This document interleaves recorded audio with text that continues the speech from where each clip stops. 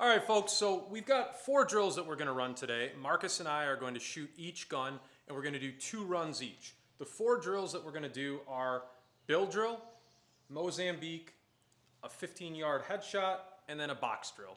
All these are pretty well known. We're going to do them all static. Everything's going to be from concealed, so we've got holsters for all these guns. Bill drill, pretty self-explanatory, gauging the recoil impulse, doing a mag dump essentially. The Mozambique, we've got 2 shots on the body, 1 shot on the head, so there's a slight target transition.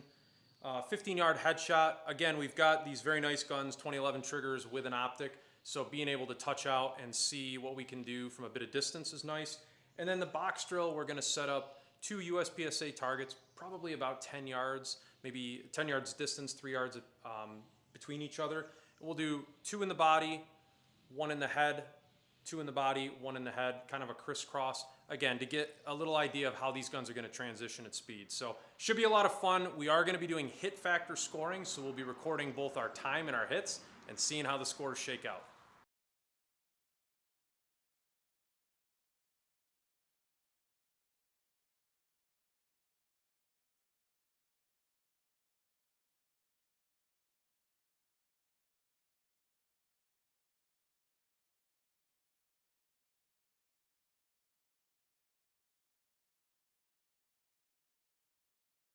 All right, our testing is done. The results are in.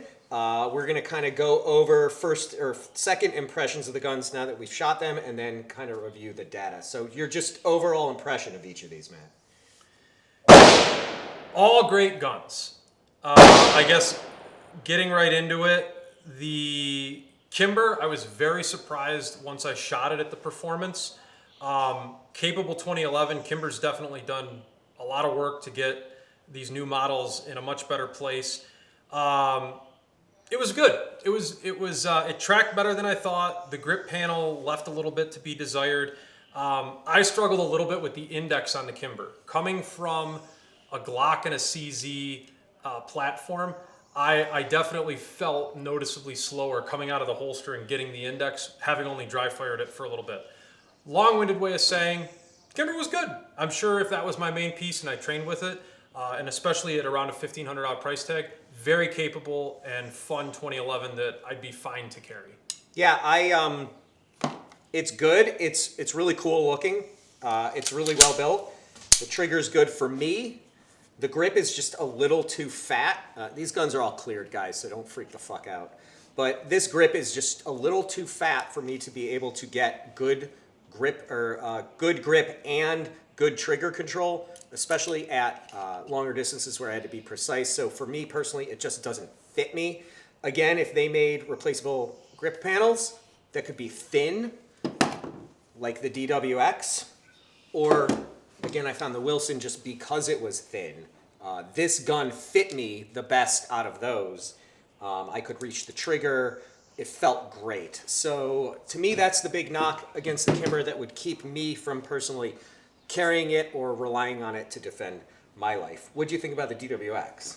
I like the DWX a lot. I'm not surprised. Again, coming from a CZ background, the grip fit me well. The felt recoil, which I think you'd agree, was definitely more noticeable on the DWX relative to the Wilson or the Kimber. But man, every time I shot the DWX, I had a smile on my face.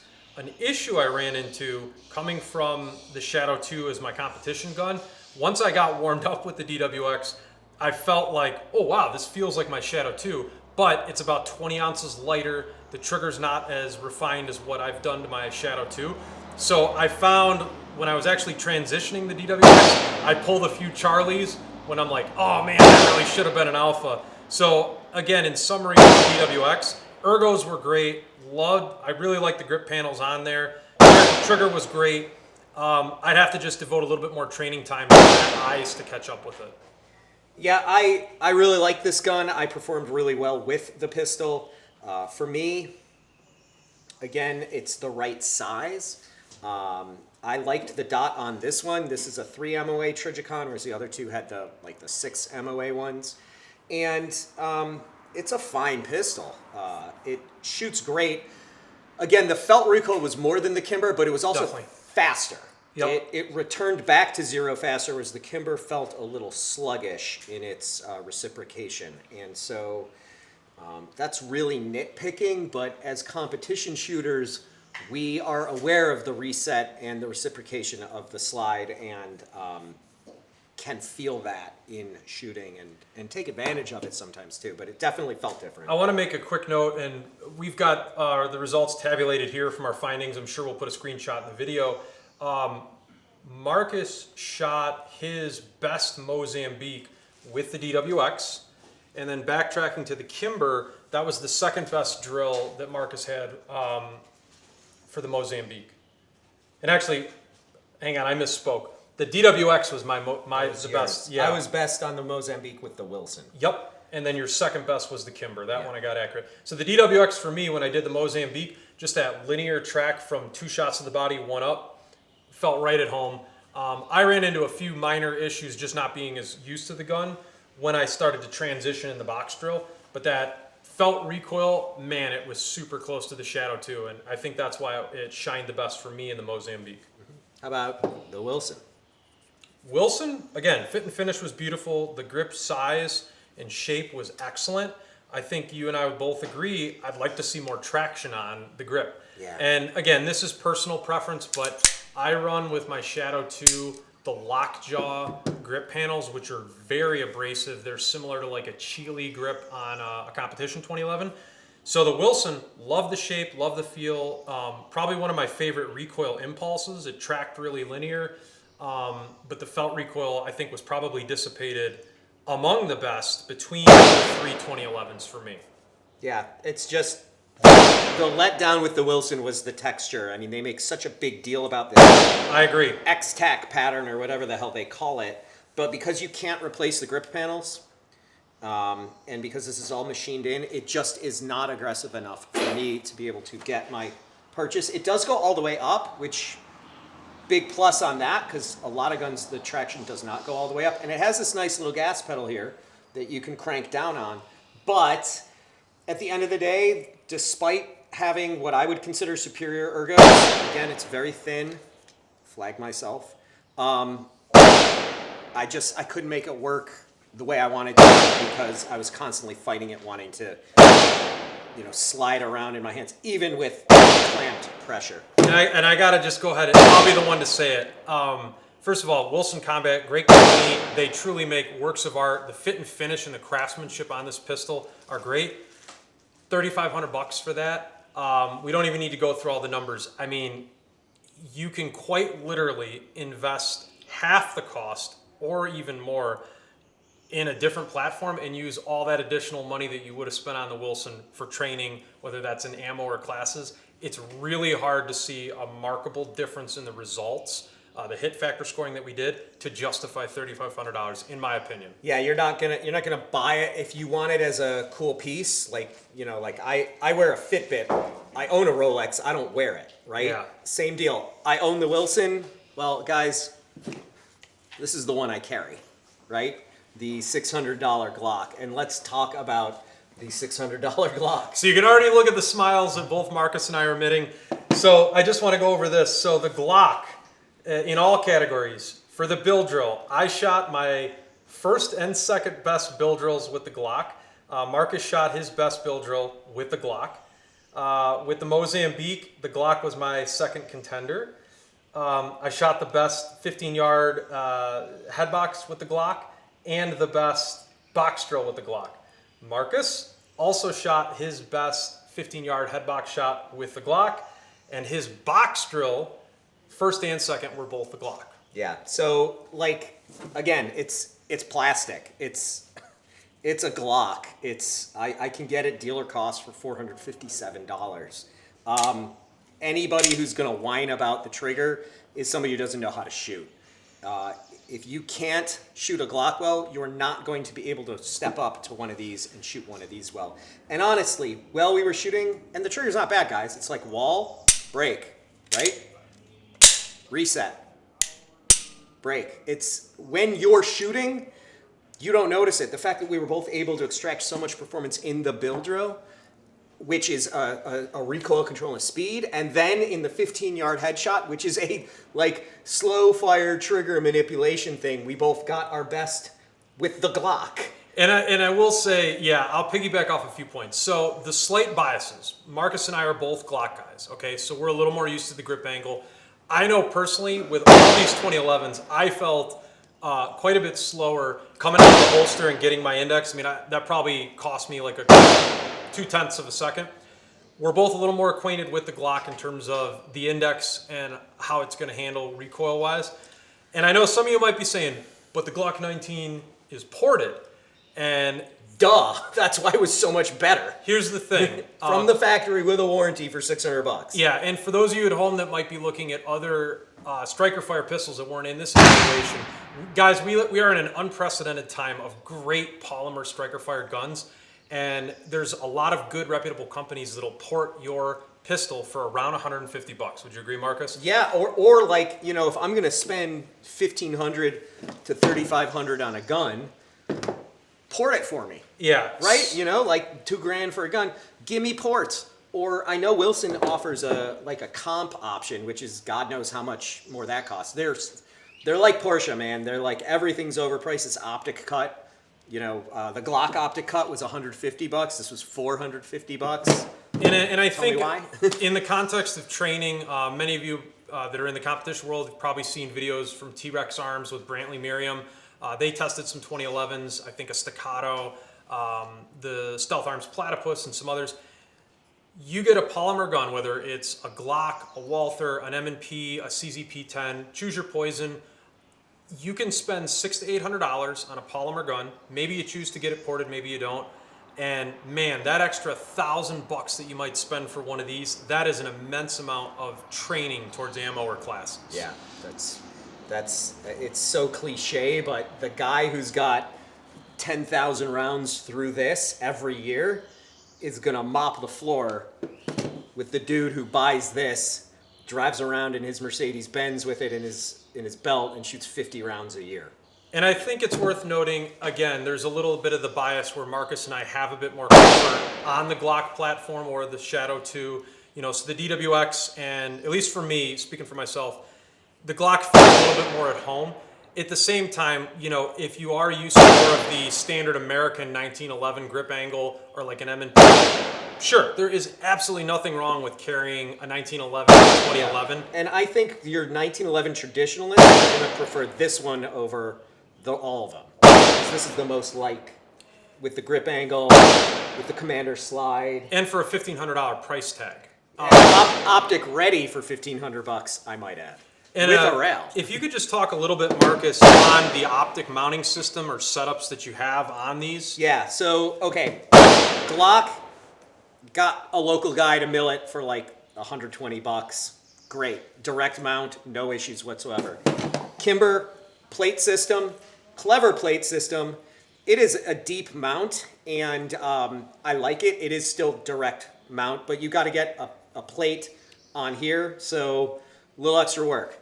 Dan Wesson, this one did not come cut, so again, it had to be cut, but is direct mount for the RMR footprint. That to me is the best solution over plates. The Glock has come a long way. There are better mounting solutions. Like the Smith & Wesson one, actually I like those plastic plates because they flex. There's better mounting solutions. And then Wilson, again, super deep cut, deep mount, but it's $450. Yeah. Like, come on, man. I don't know. It should come. There should not be any pistols for sale in 2025 that are not optics ready. If you are not shooting with optics, you are not target focused, and you are Stone Age gun Amish. I'm 44 now. I can't even use irons. But my young bucks here. I definitely, so I carry my G43, I just rock with irons. That's my light duty carry gun for discrete environments. And again, south of 8 yards or less, you know, I could even be generous and say 10 yards. Let's be honest, you're not using your sights anyway. Sure, there's enough index. There's enough index built where you're going to get your hit. But anything really north of 10 yards, there's no comparison with a dot versus irons. The optic is vastly superior. This has been discussed ad nauseum online. I think it's worth noting on that rant, the biggest thing with an optic when you start going to farther distances, you got a much more refined ability to be target focused and get your hit. And if you unfortunately have to engage multiple threats, the transition time using an optic compared to irons, there's no comparison in my opinion. All right, Marcus, I want to ask you a question. Let's say you hate the grip angle of a Glock. Which of these would you choose if the Glock's out of the question and you don't want anything to do with that grip angle? Oh, that is a tough question for me. For me, it would be the DWX due to the familiarity, due to the fact that I can change the grip panels. So again, if the gun doesn't fit you, then it doesn't matter how good it is. And the Kimber does not fit me with these fat ass panels, and I cannot replace them with thinner panels. So to me, it's out.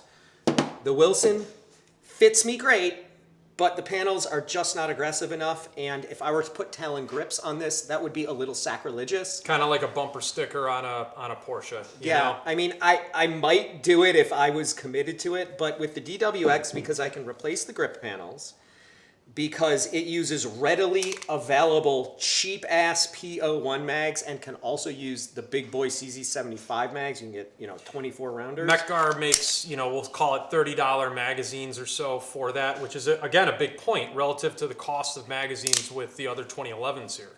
But, I mean, it's just, for me, if I had to pick one of these, this one fits my ergos the best. I don't know about you.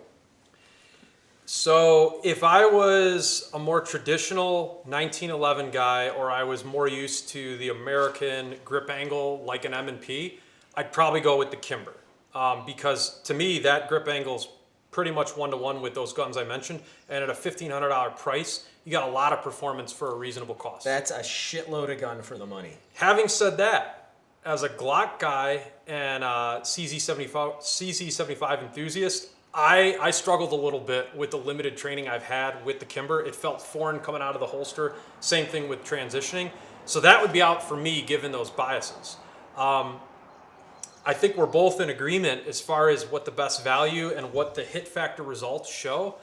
I'm giving the nod to the Glock, and I'm giving the nod to it based on, I do think, in my bro science opinion, I think the polymer frame dissipates the recoil a little bit better than the aluminum frames. That's part of the magic of the Staccato 2011. As much as I despise that company because they refuse to sell standard capacity magazines to me because I'm not a police officer, despite the fact that I can manufacture machine guns and suppressors and sell them to police officers, they got it right with the interplay between the steel frame and the plastic grip module. Although a lot of guys go to the steel grip module.